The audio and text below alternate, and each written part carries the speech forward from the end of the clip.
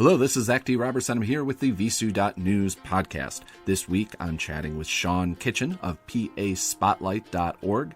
Sean is a writer based in Pennsylvania's capital, Harrisburg. He has previously contributed to Raging ChickenPress, a favorite publication of mine, and is the go-to person to learn all about the big lie shenanigans going on in the Keystone State. This episode, we focus on one politician, Republican State Senator Doug Mastriano. Since we recorded this episode, it has been confirmed that Senator Mastriano was at least at the steps of the U.S. Capitol on January 6. To quote from the PASpotlight article, screenshots of Senator Mastriano and his wife breaching a police barricade and walking on the northwest lawn of the Capitol grounds emerged over the weekend. PASpotlight has previously uncovered that Senator Mastriano witnessed the first breaches of the Capitol in a little-known right-wing interview just days after January 6. This sparked further interest by sedition hunters to pinpoint his exact location. Parler footage from Propublica's database that is time-stamped at 1:59 p.m. shows Senator Mastriano and his wife walking towards the main set of stairs that insurrectionists breached at 2:06 p.m. Well, I've been back in Georgia again, covering the continued voter suppression that's happening there with SB 202. Pennsylvania is quickly becoming the state to watch for the quote-unquote voter integrity happenings. But let's get into it with Sean. Would you introduce yourself? Just give people an idea of what you do.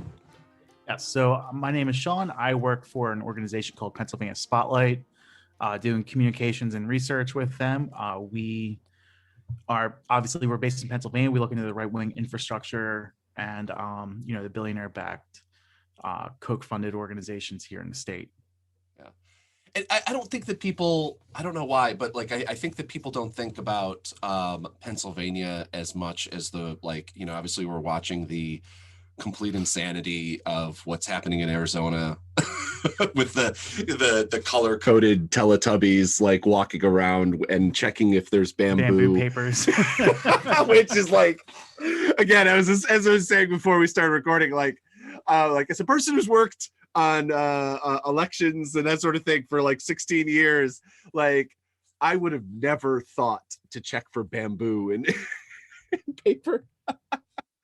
This is where we're at right now, and but I spent a lot of time in Georgia. I think people know what a complete disaster the elections and kind of what you have you have Taylor Greene down there, you have QAnon people kind of in different states, but Pennsylvania, I don't know, as it becomes more and more of a important swing state. It has been for a little while, but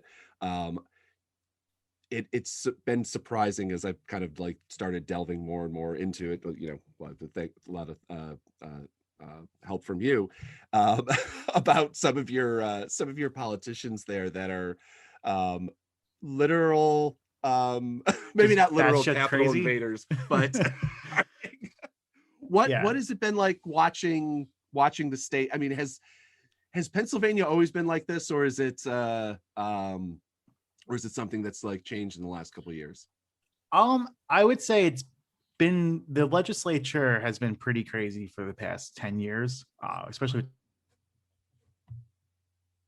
the last redistricting. Republicans drew themselves into such a majority, where they had 20-seat majority in the House, and they have a about a 10-seat majority in the Senate for the last decade. So you've had this proliferation of a really extreme conservative caucus within the House and Senate.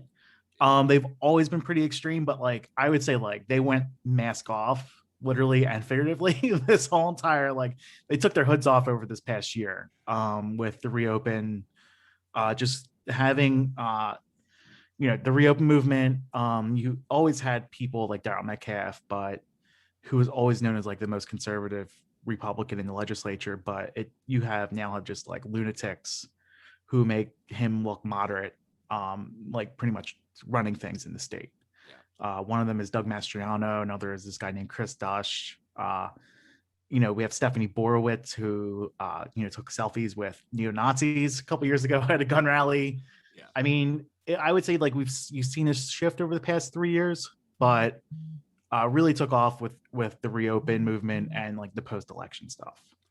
Yeah, I've been really surprised that I covered a couple of the anti-mask or anti-shutdown, whatever, rallies, and really kind of surprised at the the numbers of people that, because I mean, like, conservatives, at least as far as I've covered, like during the Bush administration and during the Obama administration, like, yeah, there's the Tea Party movement, and like they'd have like their occasional big rallies and things like that. But like in general, like the not the far right, not like the super far right, but like conservatives kind of in general just don't protest in the same way. I've always found that like lefties will protest about, damn near anything.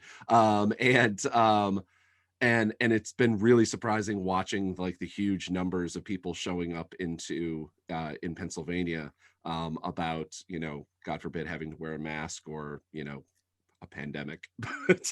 Yeah. Well, in Pennsylvania, every year we have a gun rally that'll draw like 400 people. They moved inside. It was always like Second Amendment, Boy Scout leaders type, like conservatives that showed up. Yeah. And then we saw this shift within the past like 4 years, especially with Trump, where it became like a straight up like neo-Nazi, Proud Boy militia, pro-militia rallies. Yeah. Inside the Capitol Rotunda.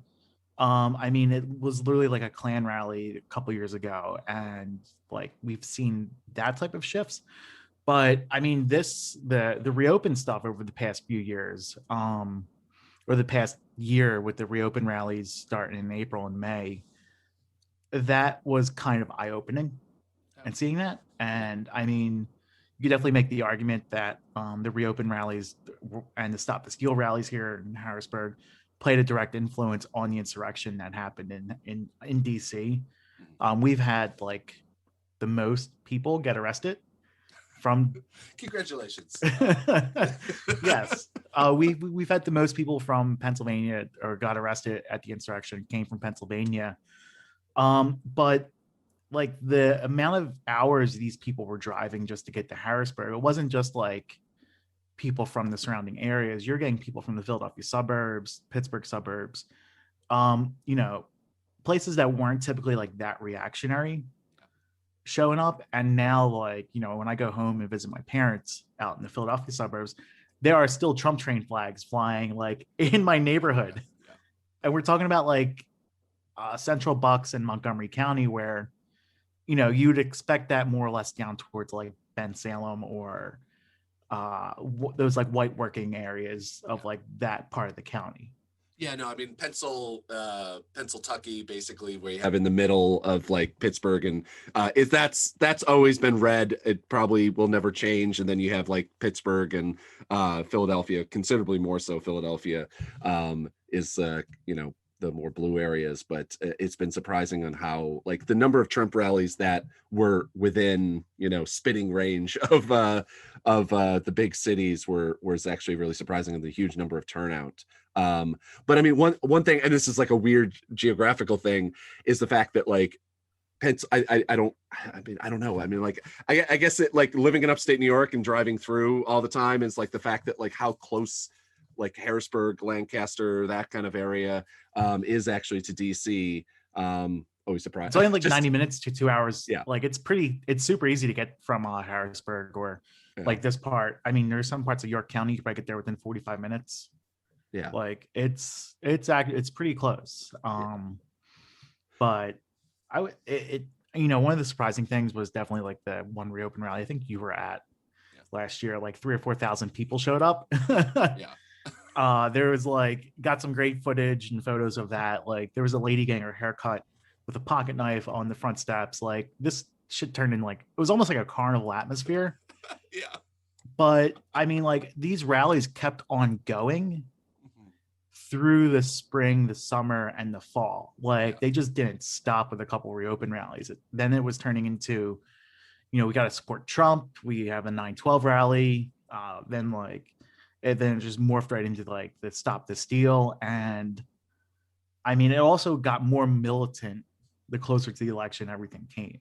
Yeah. Too. I mean, like we saw like the blending of the Proud Boys and like other white nationalist groups just openly start showing up in September, getting selfies with attendees and stuff like that. Like you had a pensioner, like a 60-year-old woman collecting a state pension, getting selfies with like Proud Boys. That, Like when Biden mentioned the Proud Boys in that speech, I'm just like, oh my God, they're celebrities now. Like that moment, like at that moment, like, and then you saw all these like people be like I was in DC for one of the I think it was the first Million MAGA march, and literal hundreds of people applauding the Proud Boys as they marched through. At the same time, they were like giving threats, like very direct threats to journalists and things like that. And I mean, like, yeah, you saw like that with the AC Thompson documentary on Frontline. Like, yeah, it's just like, yeah. I mean, there was that, and then it all ended on January 5th, pretty much, or it died down after January 5th. Yeah. But like, that's the first day of session for the new legislative session, and I would say like 300 or 400 people who showed up that day, who were going down to DC on the 6th.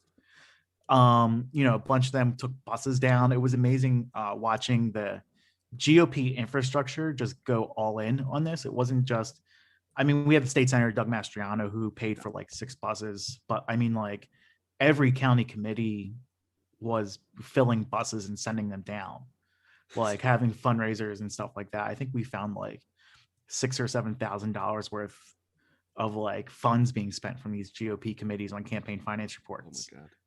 Like sending like just for buses and stuff like that. Yeah. Well, that's a good lead in to talk about like kind of what we talk a lot online and that sort of thing in chat. But this is the first time I've had you on, and but there's a New Yorker story, but you guys over at Pennsylvania Spotlight have like long documented this guy and considerably in depth, Doug Mastriano. Who is Senator Doug Mastriano? So Senator Mastriano is a firebrand that got elected into a special election in 2019. Yeah. The first time I saw him, I was at a committee hearing and prepared for a committee hearing by eating a bunch of edibles at like 8 o'clock in the morning, and walked into a news conference he was having. Like he had a press conference like with his fetal heartbeat bill, like later on that morning. So everything was just like, just kicking in times 1,000. And it was stunning to see him fill the newsroom or fill the media center, which is usually reserved for journalists. Yeah. So, I mean, we have like a really professional media center in the Capitol that could fit about like 100 reporters there. Like they absolutely packed it with their supporters. This was in October of 2019. And like Kathy Barnett, who's now running for for U.S. Senate in Pennsylvania as a Republican, she's an absolute grifter. She was there. She's touring around the state right now with Mastriano. It seems like they're like lining themselves up for a ticket, with Mastriano running for governor and Barnett running for U.S. Senate. Lord. But yeah, I mean, that's where Mastriano started. Like that was my first, glimpse of him. And I think right when the reopen rallies were going, he launched himself into the forefront of that and catapulted himself there. And I would say by like the second reopen rally, there were Mastriano for governor signs, like yard signs popping up. And it's just like from there, we knew pretty much instantly that he's going to be running for, I mean, I think he's the top contender for the nomination in Pennsylvania. Yeah. And we got a whole lot of crazy Republicans running. Oh yeah. And so you think that he'll so what is like, if you can like what give some of his kind of greatest hits. I mean, like the biggest thing is, I mean, like literally he was one of the politicians at the Capitol, or like at least, in the area. Like he went down there. And which is sad that there's that he's not the only politician, but I mean, he's probably, he got a selfie with Rick Saccone, who was a former state senator. So there was a really great piece done by Eliza Griswold over the weekend. she finally published it. I mean, everyone in Harrisburg knew the story was coming out for months now. Yeah. So it's kind of been like we've all been like waiting for it. More or less focused on his connections to white nationalism and Christian white nationalism. So he's really launched himself with that type of crowd, the Jericho Marchers, everything's about God. He talks at rallies like a lot of things where he says like, mentions like the plane in Shanksville. He's like, let's roll. He'll use a lot of rhetoric where it's not him saying we should go shoot so-and-so, like kill the liberals. It's like, we should like pick up our guns and replenish the tree of liberty. Yeah. And like stuff like that, like very direct, violent rhetoric coming from him. Before this story was being published, he threatened Eliza Griswold on his Facebook live feed. Journalists, he doesn't talk to the media. Yeah. Shocking in Pennsylvania. Yeah. But people are paying attention to his live feeds every night. And, we were able to clip that where he threatened to like pretty much dox Eliza over her story. And then, following the insurrection, he did a radio interview, which we published this yesterday. He did a radio interview in January and pretty much admitted that he watched the people breach the Capitol on the west side. Yeah. Like tear down the bike racks. And then they walked around to the east side. And then he said he saw the second breach happen. And then after he witnessed the second breach happening, he got a selfie with Rick Saccone, who was a former state rep here in Pennsylvania.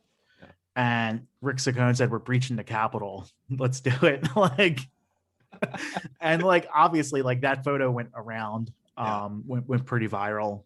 But it's just been pretty crazy, like seeing him like in action over the past year. And I always love the quotes where like kind of getting in the face of police and jiggling the bicycle rack barricades they use. And it's just like, I think that like at this point we've all seen enough video to know that it wasn't just kind of getting in the face of the police.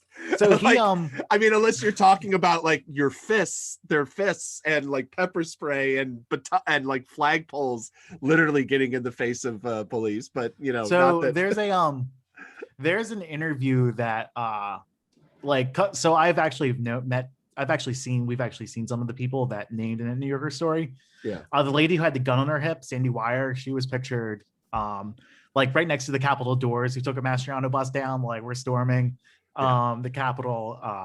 A couple people on his buses got arrested, one for like curfew violation, having a weapon with them. This other guy who went on the bus, like did a radio interview on the same radio conservative talk station from Chambersburg, and pretty much like compare it to like Woodstock and shit like that. like he starts fucking crying in the middle of this interview, and it's just like, yeah, like it's pretty insane just like listening to this stuff and how like these people reacted afterwards. I mean, yeah, it's insane. Yeah. And last night he went on this like unhinged tirade because of our article that we published of his, pretty much just talking about what his like role in the insurrection was, like in his own words, like that interview. And pretty much is like, for 99% of the people who were there, it was pretty peaceful. Like, and that's been his go-to line the whole entire time. Yeah. Yeah. Like, so. No, I mean, that's kind of, I mean, I think even Trump said something similar to that. But I mean, so I mean, he's had a short career, but like, damn, a very active one. In so much as like the tell me about the Gettysburg event. So what, the hearing? Yeah. Yeah. So I mean, I think there's so many things happening around that time. Like I had heard about it. I was down in Georgia. Like I had heard about it and like immediately was like, God damn it, I wish I was there for that. But because I wish I was there as well. I mean, like this is the type of thing where it's just like been so many fucking events over the past year. I didn't know how I didn't get COVID. Yeah. Like from all this shit. Same. Yeah. Like, I mean, I don't know this how is- we all did at that first rally in what was it, April or whatever it was. Like it was a 420 rally. 420. I forgot. Yeah. Oh God. But like, a lot of pot smokers. No, not really. but like he organized an event with Rudy Giuliani. He orchestrated this hearing, Yeah. and he is now having a fundraiser with Rudy Giuliani next week, on the 5th, or this weekend on the 15th, in Chambersburg or Gettysburg. Yeah. So like, he's still like, like he announced this fundraiser with Rudy after Rudy's apartment got raided, or offices got raided by the FBI. Yeah. So, like, it was just the rally that he goes back to this hearing as like the truth, and he's just like, he links what's happening in Arizona to this this hearing back in November, where like Rudy Giuliani was just spewing nonsense for like 2 hours about the election, and like all the Republican leadership took part in this. It wasn't just like Mastriano. Like, you had the Senate pro temp there, like Judy Ward. Like, you had people there who like probably should not have been there, but like, no, I mean, we saw this, like, they're using this big lie to advance their political careers for the next like phase. We have a lot of things going on during that time. So we have a couple cults in Pennsylvania that are like very like, besides, you have this the Moon family in the Poconos, who run the Iron Rod Ministries, which is like a gun ministry. They were doing stuff all up and down Pennsylvania, like showing up outside of like the House speakers, like showing up on his front yard, like demanding to overturn the election. You had the Falun Gong come in, Epic Times, like, like all this crazy shit happening because of like Mastriano and the Republicans, the whole entire party pushing this lie. Yeah. No, and this is, I mean, like, one of the kind of really most dangerous thing about Mastriano, like, never mind, he's not, it's a very, I'm trying to figure out how to correctly say it, but it's like, he's not at least like what I've heard from him and that sort of thing, which is obviously considerably more limited, but he's not like Marjorie Taylor Greene. He's not talking about Jewish space lasers and things like that. So it seems like would be at least a little bit more friendly towards like the more kind of anti-democratic voters, like people who just don't vote for Democrats but like might vote for a Republican, but like aren't into the QAnon, aren't completely and totally invested into the big lie, but they're sure as hell ain't gonna vote for that guy from Pittsburgh, and he's going to get like 40% of the vote no matter what. Like, and the fact that he brings I mean, like, the fact, like, I've been tracking this, like, I've been moderately obsessed with this flag, the an appeal to heaven flag. It's a white flag with a silhouette of a green pine tree, and it just says an appeal to heaven, and I keep seeing it pop up at Stop the Steal rallies, and also just general kind of like white nationalist rallies. And it's kind of it doesn't necessarily have kind of the direct original meaning like the way a Confederate flag or something like that would have, but it has been really embraced by kind of the Christian nationalist movements. At least, again, I still like, I'm still ready to be like, I could be completely wrong, but like, that's what I've personally seen time after time, is that almost every single time it's like, oh, that guy is a groiper, he's hanging out with Nick Fuentes and he's flying that flag, and it's like, okay, yeah. But and he has one behind every single one of his little Facebook live videos, which is an immediate disturbing thing. So like in the story, he, I think, was denying that he ever had that flag on his office door, which he had that flag flying in his office windows. If you've seen the Pennsylvania Capitol, like the Senate offices, you have like curtains, but like you have big glass like wall to wall glass, like so you could be looking in. Yeah. They're covered by curtains, and where he was originally at, he had that flag flying like next to his door, like on the glass. Yeah. Right. And a lot of legislators use that part to put their put posters up and whatever. I mean, like right now he has an Appeal to Heaven poster hanging on his office door, which is like pretty insane. I mean, for me, it's something I've noticed probably when the Reopen rally started. Yeah. Like that flag really getting co-opted by the Christian like right wing. Yeah. You know, we have the Jericho March people, which I don't know if you've encountered them in Atlanta at all. Yeah. Yeah. Like, you know, they had blowing chauffeurs and like thinking that like, I mean, they still show up there's like a handful that show up every day still in Harrisburg that we see them. And it's just like, you know, there's for anybody who doesn't anybody listening that doesn't know, basically the Jericho March is they walk around the Capitol 7 times. Yeah, 7 times. You know, the biblical story is like they marched around Jericho or the walls of Jericho, and then the walls fell down, and the 7th time they went around, and that's the idea. And like depending on who you talk to, whether it's a totally metaphorical crashing down of the Capitol or whether it's an actual they want. But yeah, no, it's some very, very interesting people. I'm not even quite sure how to define, like in Georgia, in Atlanta, it was a lot of Catholics, which I'm always surprised when I meet extreme Catholics because I'm Catholic, like I would say the same here. Like, what's that? I would say same here. I mean, so a lot of this stuff happened November 7th and November 8th. November 7th, when I got hired to shoot the counter revote rallies, which was, you know, there was a large network across the country of those rallies here in Harrisburg. And the 7th, when the election got called, there was a riot that almost broke out on the Capitol steps with Trump supporters. They were really getting ready to attack, you know, us for being on the steps, and they got ejected towards the back. It got so bad, like Capitol Police that had no control over the situation. We're kind of like Elmer Fudding it, like like, and it got to the point where the governor was called. Someone called the governor on like a Saturday, like, you got to get this under control. Yeah, and the governor's staffers got the Harrisburg police to like break up the mess on the Capitol steps, which is something that like they never do. But like the Capitol Police weren't doing their jobs that day.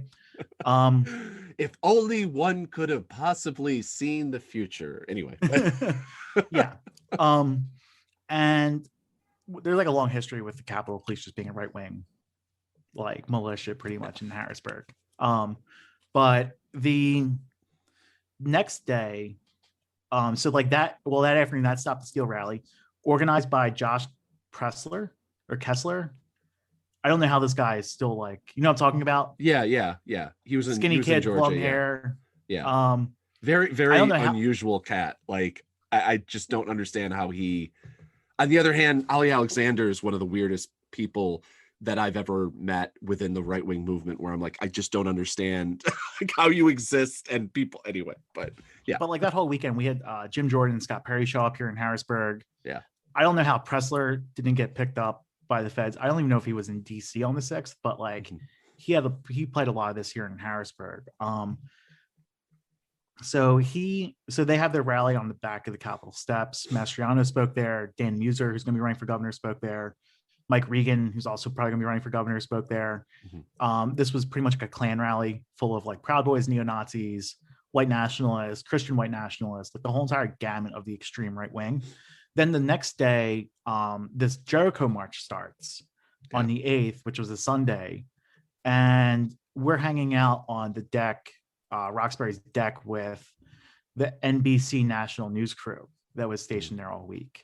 Yeah. And there was a guy, I think like there was a couple of Trump administration officials there, like working in like not in the cabinet, but like within like a department somewhere. Yeah.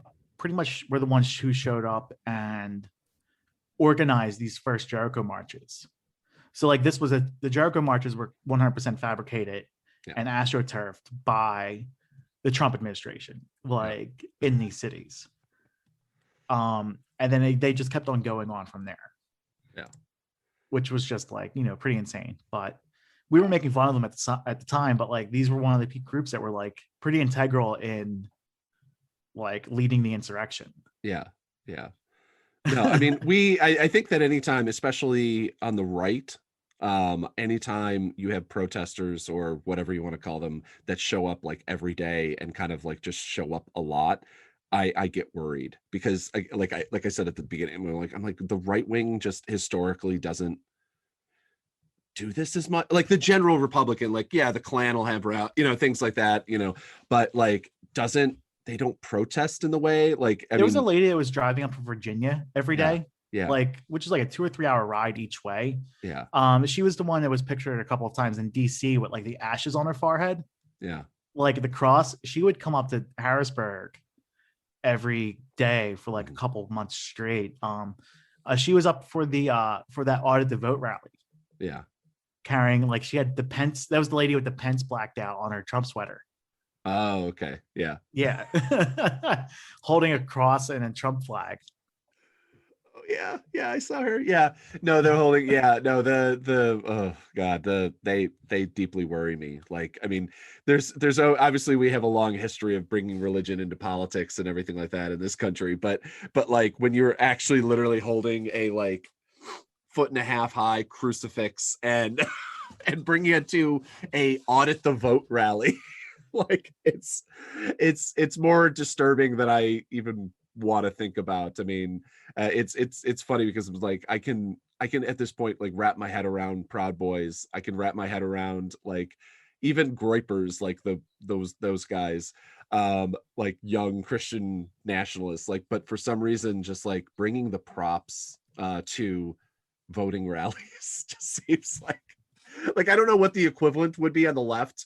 Like if you I would also be weirded out if somebody brought like we had in Atlanta, they had a I think it was Mary, like a huge statue of Mary, that they had like a little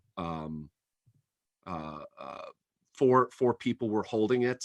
And it had like flowers and everything like that. Like it'd be like one of those big, like you see like at the end of Godfather or something like that, like big funeral sort of thing. They would have like a huge statue or like the big Italian, God, I'm trying to remember what it's called in New York, that they have like the parade and rally, but like it was probably like 3 feet tall and they're carrying it around the Capitol as they march around. And it's just one of those like, what?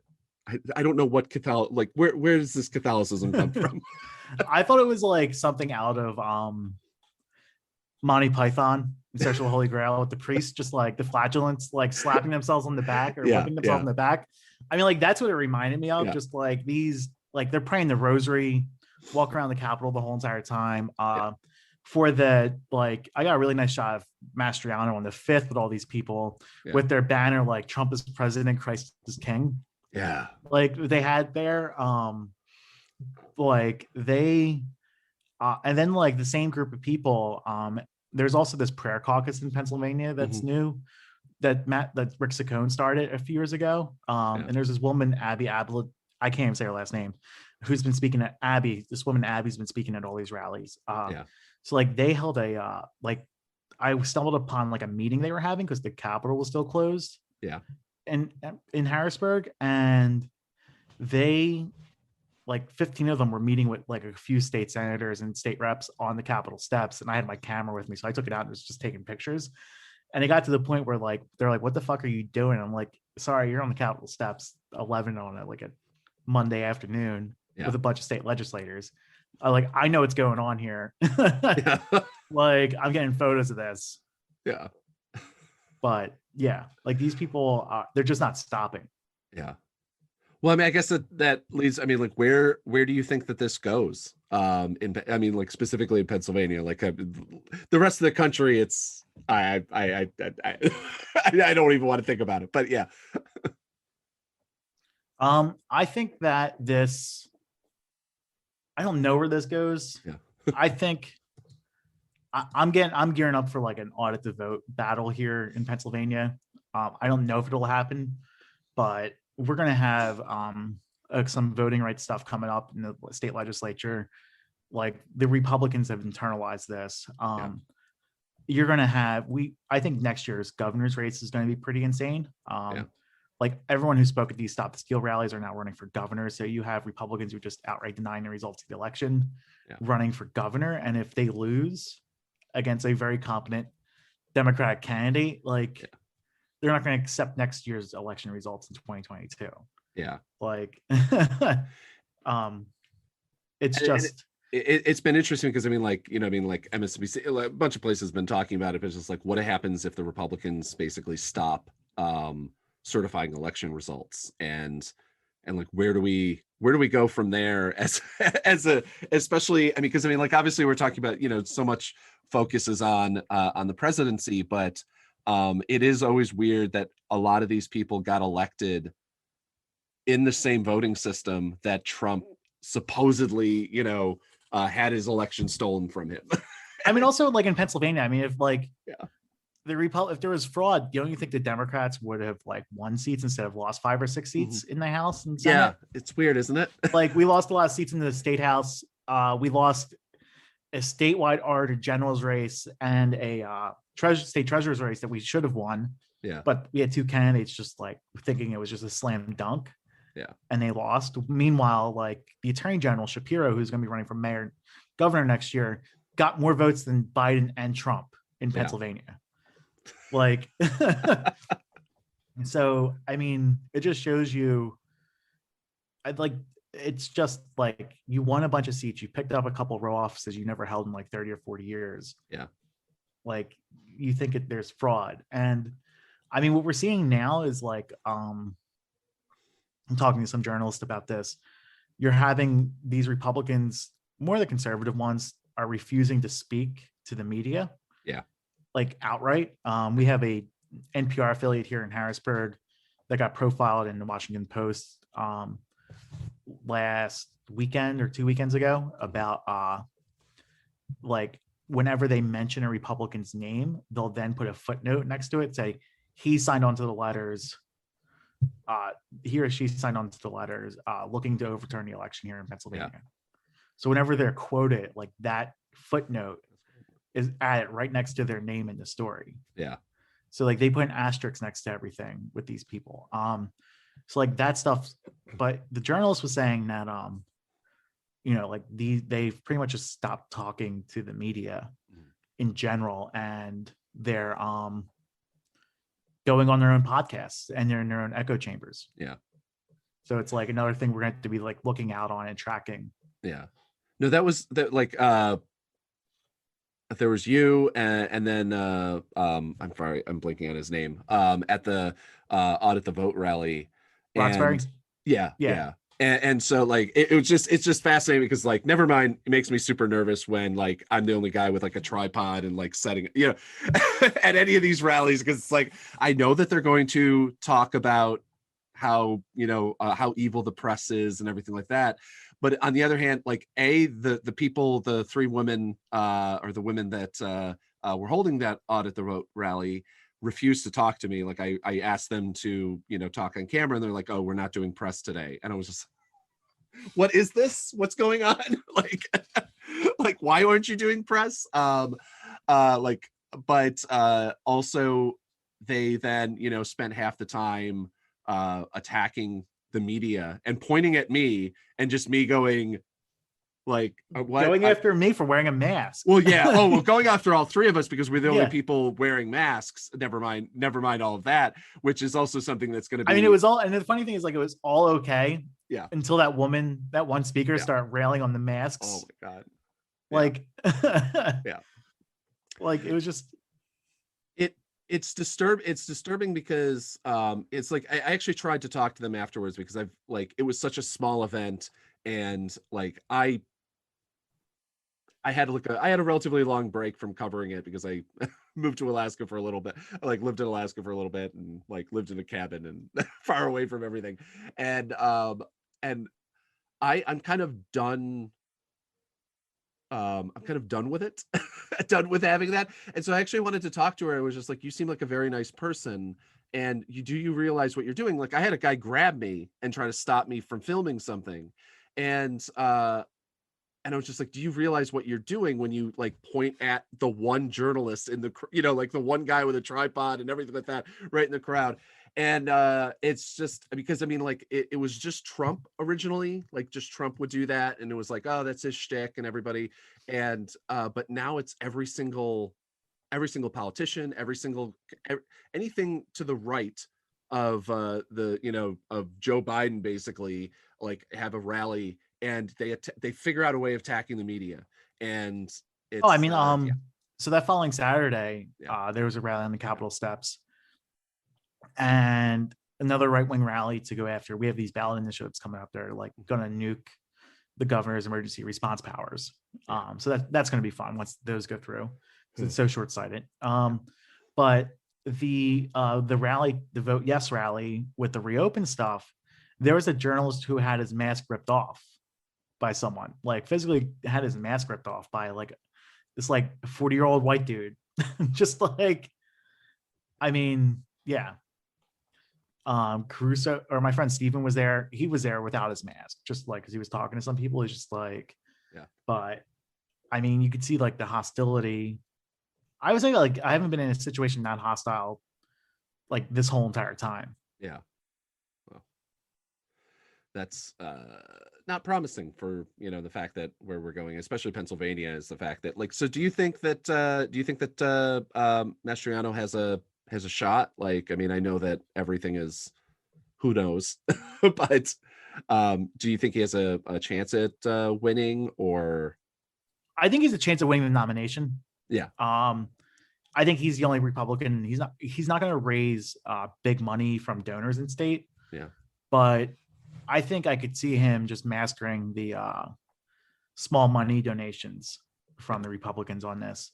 So I could see him winning the nomination. I could see him raking in a ton of cash through small dollar donations. He has this massive online Facebook, social media, QAnon type infrastructure, built. Like these reopen platforms, these Facebook groups that like popped up have hundreds of thousands, like tens of thousands of people, 200, like 80 to like 150, 200,000 people. So his stuff gets shared pretty quickly across the internet in those streams.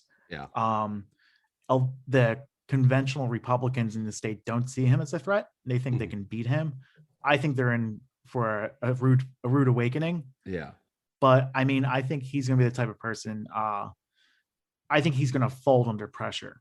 We're already seeing it now, him lashing out of things. Imagine when the heat's turned up. It's October 2022. He's the nominee. He's not running in Adams County or Gettysburg area for a race that's like 80% Republicans. Yeah. Like, I could see him folding. I could see him flaming out pretty hard. I just don't know what the fallout will be. Like, yeah.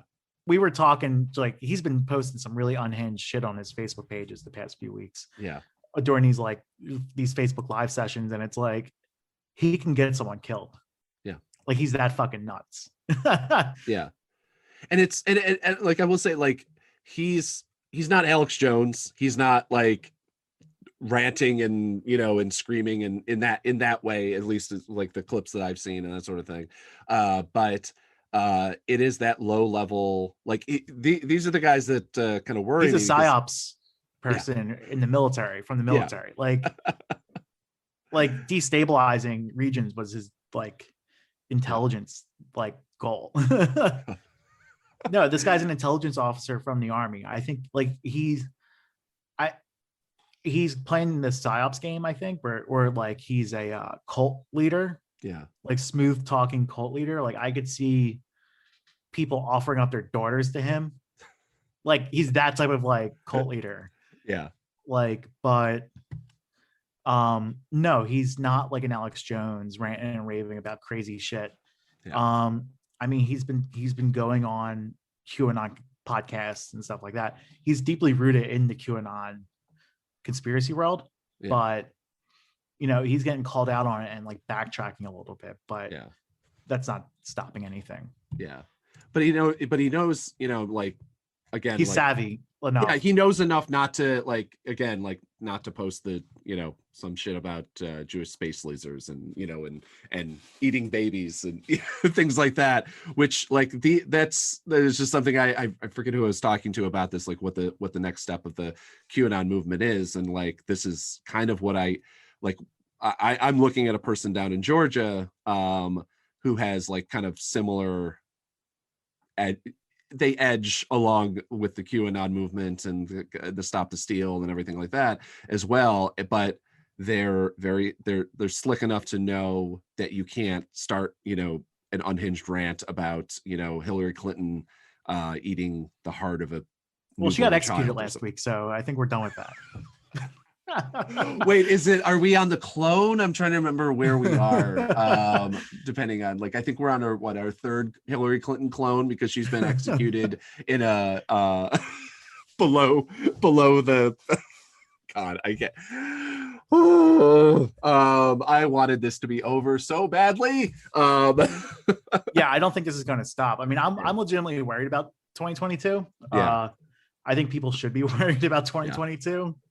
Like, shit ain't stopping. Like, and I'm also worried just because of the census and redistricting and kind of everything, that I'm like, I don't see. And again, I'm not a Democrat. But, like, I for the hope for our future, whether it be climate change or whether it just be literally not having people that, try to overthrow our government literally in office, which is confusing. Like, I don't have a great positive idea that the Democrats will be able to hold the House and the Senate, for that matter, because I don't think that they're dealing with this moment in the way that they need to. But I really don't think the media is dealing with it either. No, it's all over. I mean, other than January 6th, like, we can talk about January 6th, but we can't talk about the fact that, we have thousands of candidates across the country that at least are within the world of QAnon, or within the world of, the idea that the last election wasn't true. Like, so there's a couple of school district races in, like, the Southeast that are just, like, batshit crazy. The QAnon, the one of the, like, this woman, she's a school board director where Kevin lives, our editor, Raging Chicken, and he, like, his school district, the school board director was in DC on the 6th, next to the Capitol. A couple of the members are next to, like, broken windows, taking selfies next to shattered windows that, like, people broke through. And now they put together this, like, QAnon slate to get more of these Q types on their, like, school board with this primary coming up. And, like, you have the right-wing infrastructure supporting this, through, like, different channels. You have QAnon people now talking about moving into the communities just for, like, the notoriety. Yeah. Like, the school board director and a couple of the members are getting. Yeah. So yeah, I mean, it's not going to stop. I don't know why. Like, I'm actually more okay with there being, like, a state senator or a state rep or something like that being, like, that level of crazy. But the idea that they're on school boards, like, I know there's a bunch of them, because, like, we've had different stories, but, like, that disturbs me more than anything. They put his thing up, a Facebook post last week going after critical race theory and stuff like that.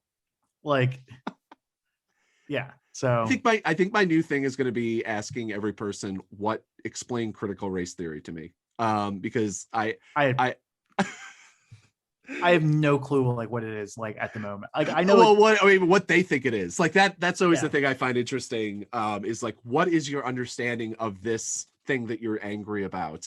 And it's always, I've literally never had an interview once in 5 years of covering these people, these kind of, like, the Trump world and everything like that, and never once have they been like, well, here's actually what it is, and here's a correct historical understanding of what, I don't know, the Confederate flag is, or whatever Black Lives Matters is, or whatever. And it's just like, no, okay, or or what happened at Charlottesville, which is something I always enjoy, people telling me what happened there, and I'm like, I was there, but okay, anyway. Yeah. But yeah, where can people find your work? They can follow me on Instagram, or they can follow us on Twitter. My handle is at Penslinger. Our other website is at PA_Spotlight on Twitter. Don't get that mixed up with Spotlight PA, the news, the Inquirer affiliate. They tried taking our name and we said no. And then I put all my photos up on my Instagram account, which is kitchen.snaps. I pretty much do like photojournalism of the stuff that's happening in Harrisburg, try to get pictures up of like different events. There's always stuff happening. There's always rallies going on. And it's been fun documenting them the past couple of years. Yeah. No. If you want to know what's going on in Harrisburg, you gotta follow Sean.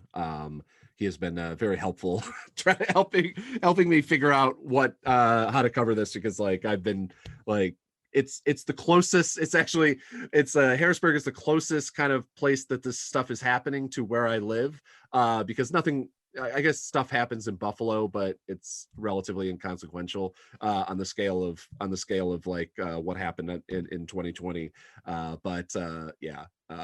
Everyone pay attention to, like, everyone wants to pay attention to Georgia. I'm actually going to Georgia like at the end of the week, but like Pennsylvania is really where I think people need to be paying attention right now.